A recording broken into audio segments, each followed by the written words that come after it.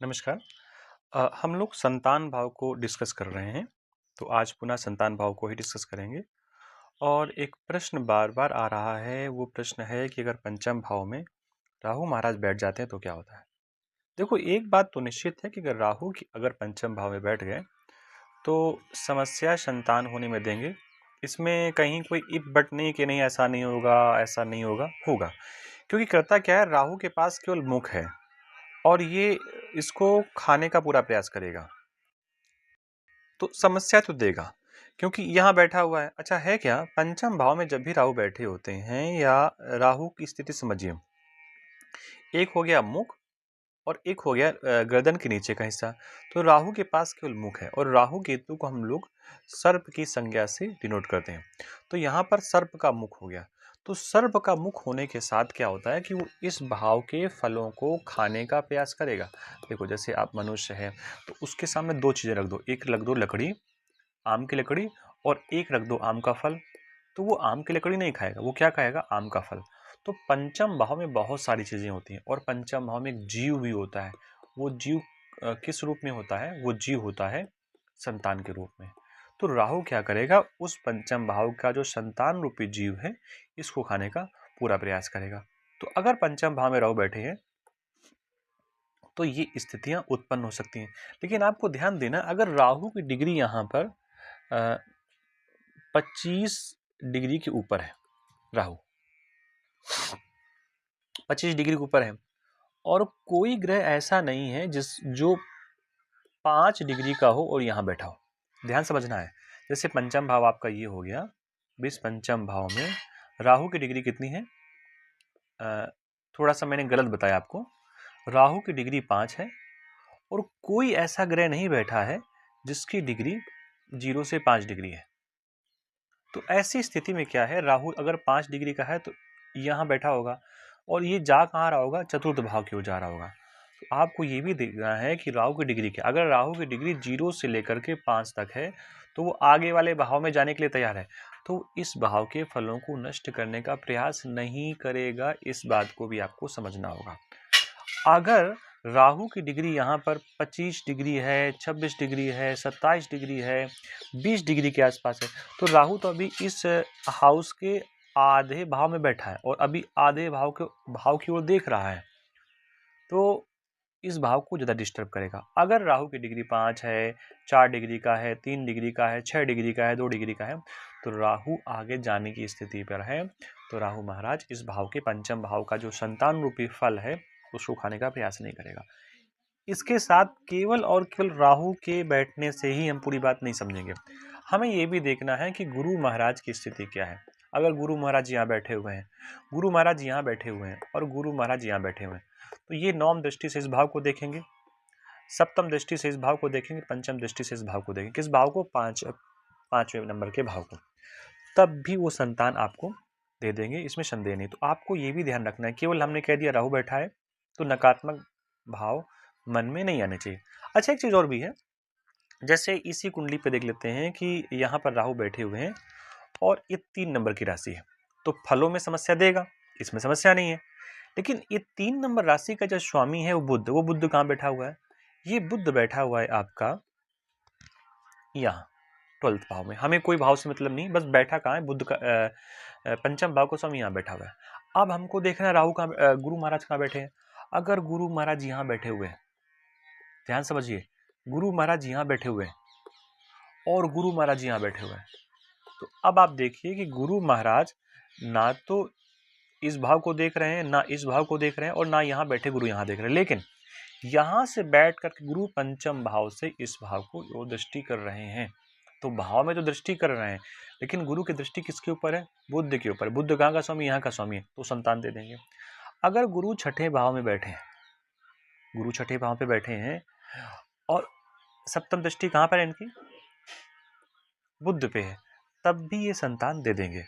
और गुरु अगर आपके यहाँ बैठे हैं चतुर्थ भाव में, तो भी गुरु महाराज की दृष्टि कहाँ है, नौम दृष्टि है बुद्ध के ऊपर, तो भी आपको संतान दे देंगे। इसमें किंचित मात्र संदेह नहीं। तो केवल राहु के साथ आपको गुरु को भी देखना है। एक चीज़ और देखनी है, आपको ध्यान देनी है, वो ये कि जो राहु महाराज हैं या पंचम भाव है, इस पंचम भाव का संबंध किसी भी स्थिति में इस भाव से ना हो।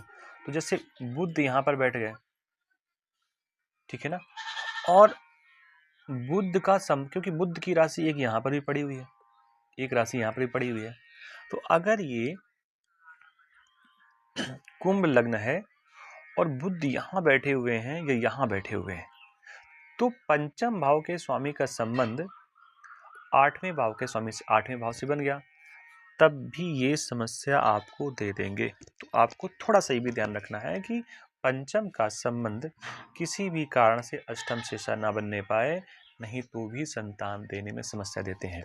लेकिन अब जैसे ये जो बुध है यहाँ बैठा हुआ है, संबंध है अष्टम भाव से, क्योंकि दोनों की राशियां, एक की राशि यहाँ पड़ी हुई, एक राशि यहाँ पड़ी हुई है, तो दोनों बुध की राशि संबंध है, लेकिन बुध कहाँ चले गए, इस भाव में चले गए, तो अब उतना खराब फल नहीं देंगे जितना यहाँ पर ये दे सकते हैं।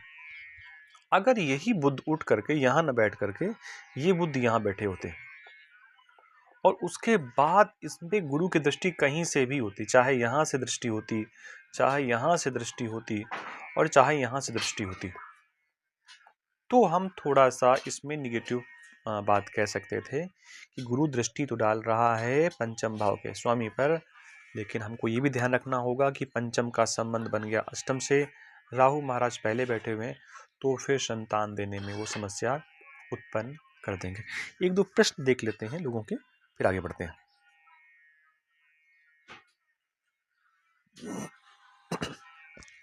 प्रश्न ये है कि जैसे 5th हाउस में शनि ग्रह, छी चंद्र टेम्पल, ये मुझे समझ में नहीं आया है, कोई बात नहीं। एक प्रश्न है, मेरा सिंह लग्न है तो क्या होगा? एक लग्न के हिसाब से देख लेते हैं भैया का चार्ट।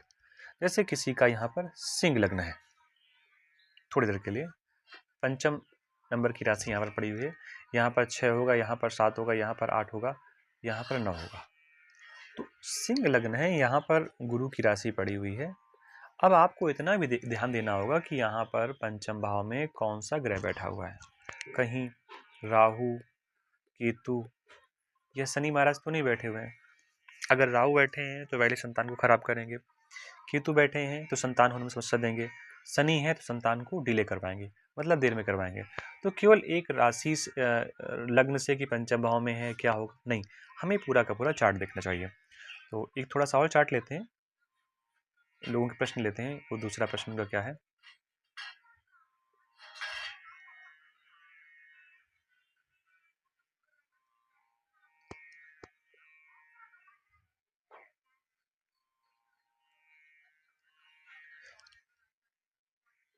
इनका एक और प्रश्न है, कोई उजाला हैंकर जी हैं, जो भी हैं, मुझे नाम नहीं पता सही से।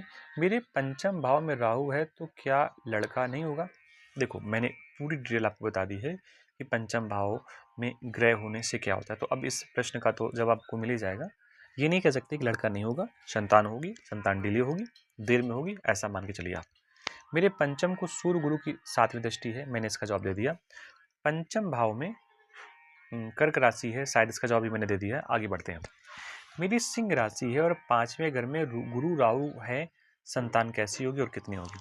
चलो थोड़ा सा देखते हैं। सिंह राशि है, सिंह राशि है इनकी, तो ये 5 यहाँ पर पड़ा हुआ है, 6 7 8 9, यहाँ पर गुरु के साथ कौन बैठे हैं? राहु बैठे हुए हैं। थोड़ा आपको यहाँ एक चीज और समझनी होगी कि भले ही यहाँ पर 9 नंबर राशि पड़ी हुई है, 9 का स्वामी यहाँ बैठा हुआ है, लेकिन गुरु इतना भारी प्लेनेट है, इतना बड़ा ग्रह है कि जहाँ बैठता है वहाँ के फलों को सरका देता है। मतलब गुरु यहाँ बैठ गए तो इसका फल यहाँ देंगे या फिर यहाँ देंगे। इसको फिर समझिए आप, गुरु इतना भारी प्लेनेट है कि वो जो बैठता है तो पूरे के पूरे भाव को कवर कर लेता है। अब गुरु यहाँ बैठ गए तो यहाँ तो संतान को कोई फल ही नहीं मिलेगा। मिलेगा कहाँ? जो यहाँ पर पहले से फल है वो सरक जाएगा, दब जाएगा या सरक जाएगा। तो सरक करके चतुर्थ भाव में चला जाएगा या फिर छठे भाव पर चला जाएगा। तो अब आपको संतान के लिए प्रमुख रूप से इन भावों पे दृष्टि डालनी होगी।